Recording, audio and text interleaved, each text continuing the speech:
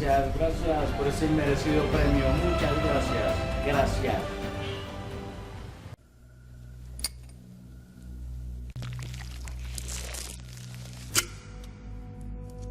Good. Now remove the shock damping assembly. Do you see it? Yes.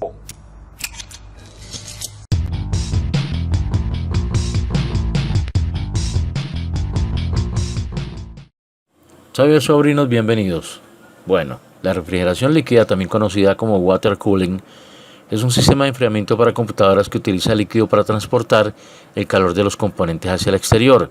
Es una de las mejores formas de enfriar un PC actualmente, ya que el agua tiene una alta conductividad térmica, pero antes no era así. La unidad central de procesamiento, conocida por las siglas CPU, del inglés Central Processing Unit, o procesador, es un componente de hardware dentro de un ordenador, teléfonos inteligentes y otros dispositivos programables que viene por lo general para computadores en esta forma, en esta presentación. Como es un dispositivo tan delicado, él debe tener un disipador de calor en esta forma, de tipo aluminio, para que él, por medio de la ventilación o del cooler, vaya refrigerando el procesador.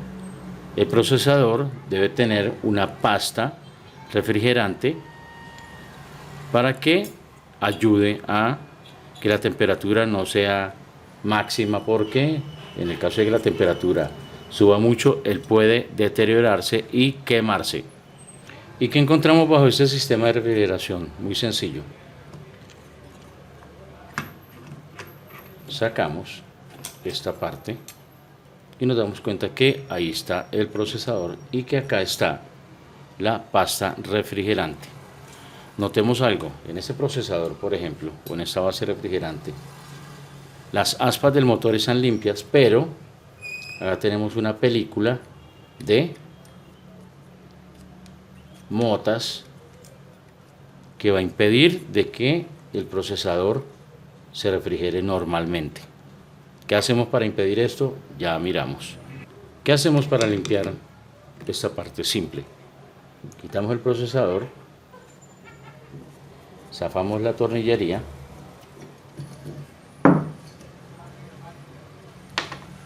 y podemos limpiar con un cepillo estas motas que están impidiendo de que el procesador se refrigere de una forma normal. Después de aplicarle el cepillo o una brocha, comparemos cómo estaba antes y cómo quedó ahora. Igual podemos hacerlo con el ventilador. Les comentaba antes, después de limpiarlo, para que nuestro procesador tenga un poco más de vida útil, debemos conseguir pasta refrigerante. Debemos remover primero esta pasta que tenemos en este momento, porque ya está gastada, está deteriorada. Echamos pasta refrigerante que ocupe únicamente la parte del integrado, la parte del chip, de este chip. Bueno, hay muchas versiones de procesadores que vamos a realizar y vamos a ver ahora. Y después comenzamos a colocar la base refrigerante. Ahora, ¿para qué sirve esta palanquita que tenemos junto al socket que tiene puesto el procesador? Si intentamos sacarlo en este momento, no nos va a dejar, pero si echamos la palanquita hacia atrás, vamos a darnos cuenta que el procesador se desliza como 1 milímetro, notemos acá, y nos va a dar la opción de extraer el procesador.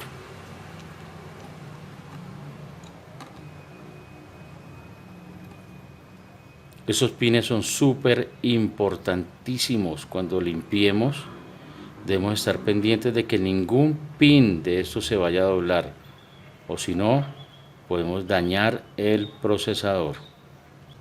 Ahora, ¿qué notamos? Notamos que en una esquina tiene una señal color dorada, y el socket, si notamos,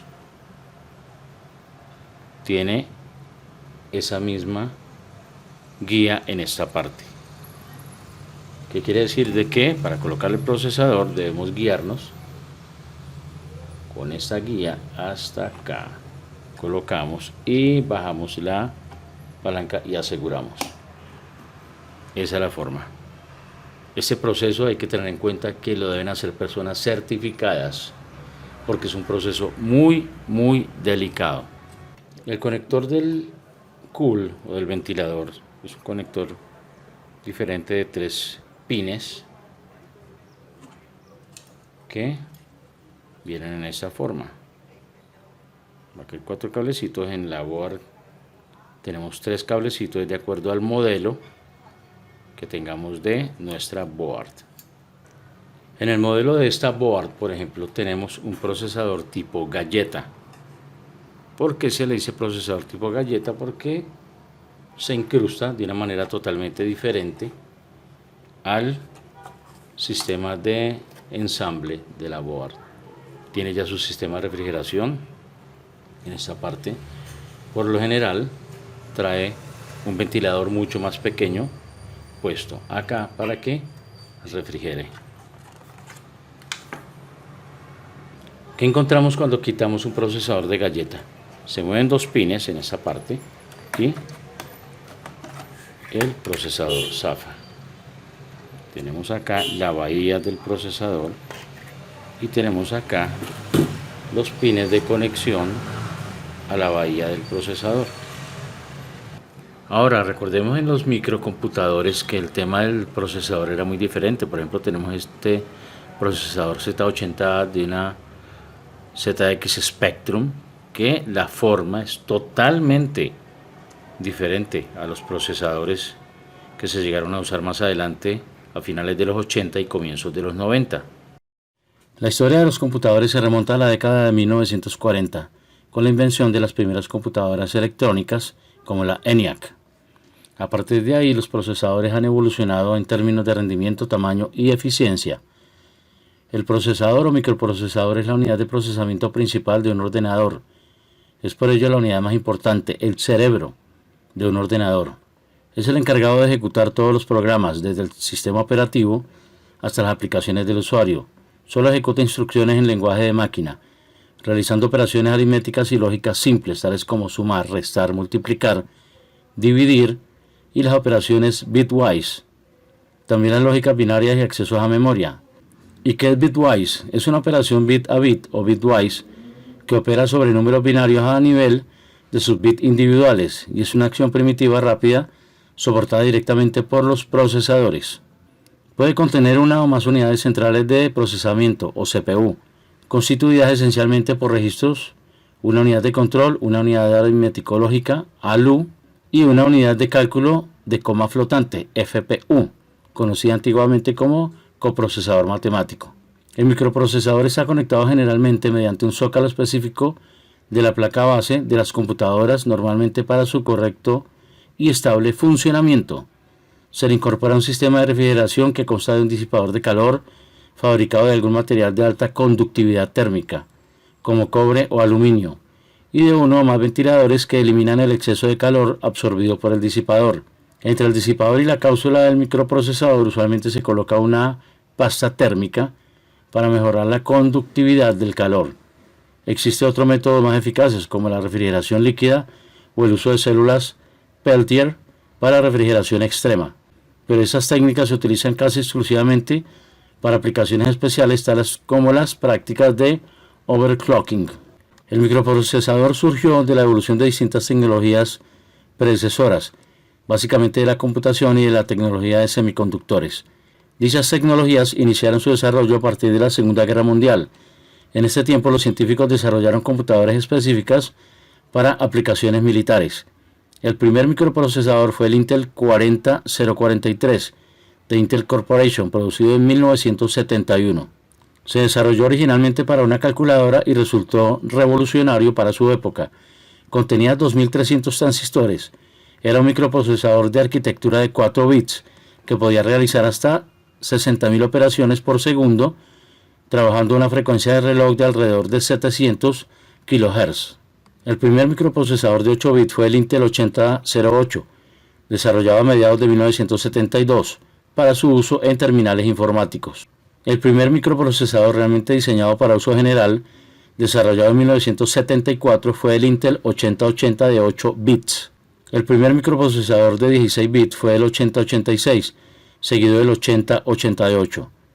El 8086 fue el inicio y el primer miembro de la popular arquitectura x86, actualmente usada en la mayoría de los computadores. El microprocesador elegido para equipar a la IBM Personal Computer AT, que fuera el más empleado de los PC AT compatibles entre mediados y finales de los 80, fue el Intel 80286, también conocido como simplemente 286. Es un microprocesador de 16 bits de la familia x86 que fue lanzado al mercado en 1982. Uno de los primeros procesadores de arquitectura de 32 bits fue el 8386 de Intel, fabricado a mediados y fines de la década de 1980. Microprocesador DEC Alpha se lanzó al mercado en 1992, corriendo a 200 MHz en su primera versión, en tanto que el Intel Pentium surgió de 1993 con una frecuencia de trabajo de 66 MHz. Los microprocesadores modernos tienen una capacidad y velocidad mucho mayores. Trabajan en arquitecturas de 64 bits, integran más de 70 millones de transistores, como en el caso de la serie Core i3. Ahora repasemos el año de creación y el nombre del procesador. 1971, Intel 4004. 1972, Intel 8008. 1974, SCMP. 1974, Intel 8080. 1975, Motorola 6800. 1976, el Z80. 1978, los Intel 8086 y 8088. 1982, el Intel 80286. 1985, el Intel 80386. 1985, el VAX 78032. 1989, el Intel 80486. 1991, el AMD AMX86. 1993, el PowerPC 601. 1993, el Intel Pentium. 1994, el PowerPC 620. 1995, el Intel Pentium Pro. 1996, el AMD K5. 1996, los AMD K6 y AMD K6 II. 1997, el Intel Pentium 2. 1998, el Intel Pentium 2 Xeon. 1999, el Intel Celeron.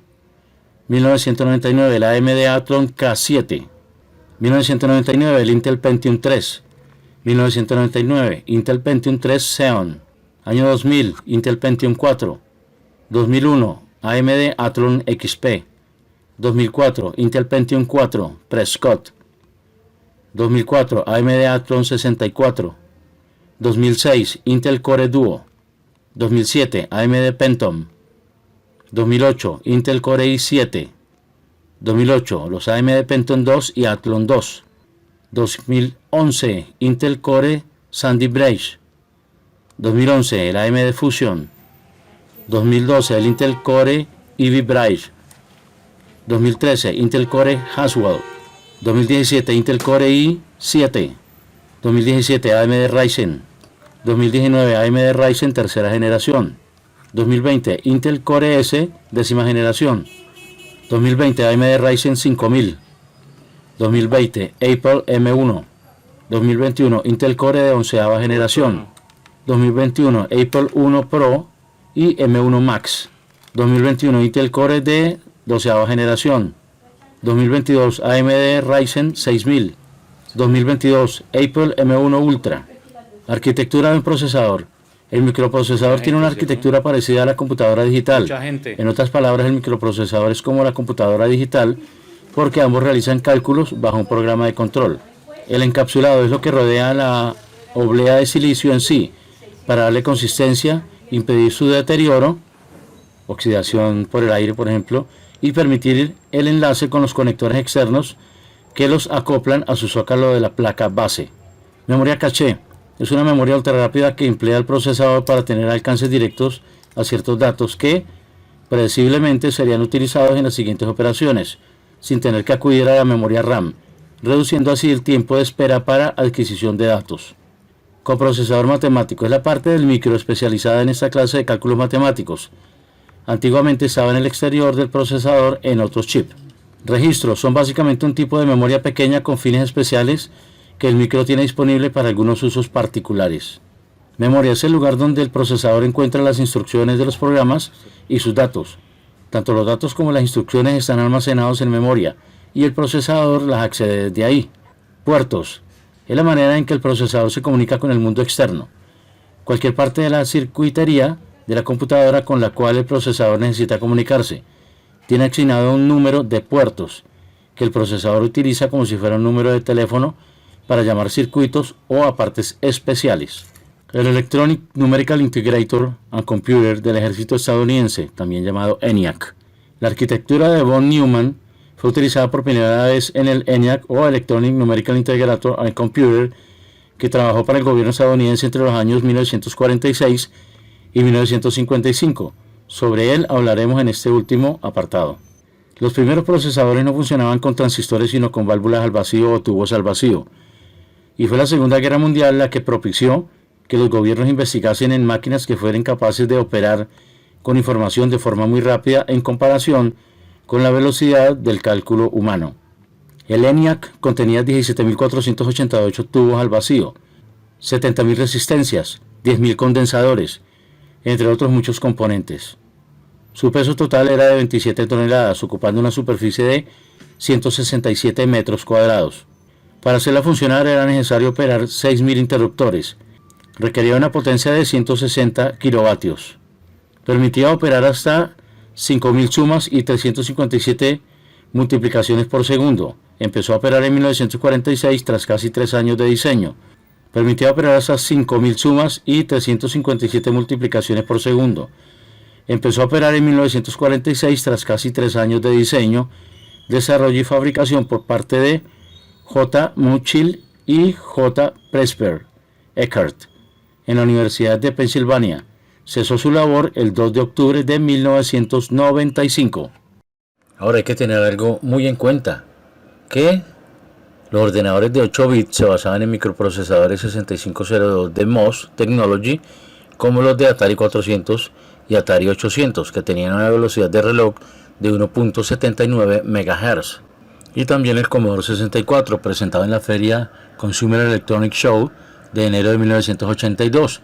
Era un ordenador doméstico, popular, económico, y utilizaba un procesador MOS 6510 de 1 MHz y tenía 64 kilobytes de memoria de acceso aleatorio, de ahí su nombre. Y otro de ese magnífico grupo es el Sinclair ZX Spectrum, que es un ordenador de 8 bits basado en el procesador Zilog Z80A, fabricado por la compañía británica Sinclair Research y lanzado al mercado el 23 de abril de 1982, todos ellos mucho antes de los procesadores que estoy mostrando como ejemplo y que pertenecen a mi colección personal, bueno, también de el Museo del Tío Milton. Y el TRS-80 de Radio Shack, también llamado Tandy Color Computer o COCO, fue un ordenador doméstico basado en el microprocesador Motorola 6809E y parte de la línea TRS-80 de computadores. Sería un crimen no nombrar el procesador del Macintosh original, que era un Motorola 6809E. Ese microprocesador podía soportar una resolución de 256 por 256 en una pantalla en blanco y negro.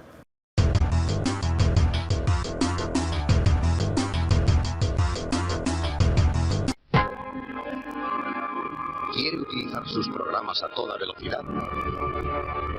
Necesita algo dentro de su PC que le dé más potencia y que esté preparado para el software del futuro. Necesita el microprocesador Intel 486DX2. Y como es de Intel, usted sabe que es compatible con todo tipo de software. Intel 486DX2. Asegúrese de que su próximo PC lo lleva dentro.